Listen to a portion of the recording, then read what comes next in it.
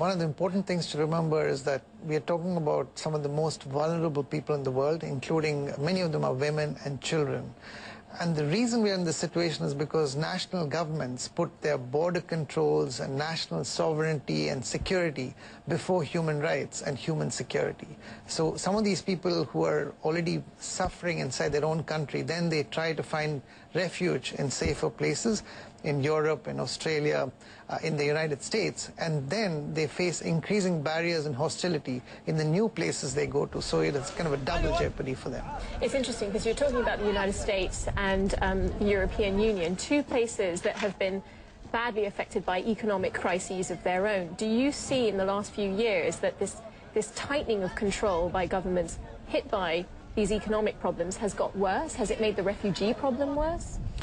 Without question, I think you're seeing a ratcheting up of the rhetoric against migrants and refugees, and it's always the case that they're scapegoated for joblessness. We have a situation in Greece, for example, where people are detained for suspicion of carrying HIV.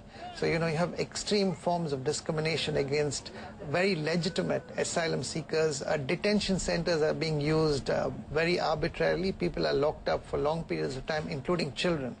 And in terms of the responsibility of the richer countries, if you look at the way in which the burden sharing of refugees is taken up, Europe, for example, actually has very little refugee resettlement. Some of the poorest countries in the world accommodate most of the refugees. Where are these refugees going? Are they going to camps?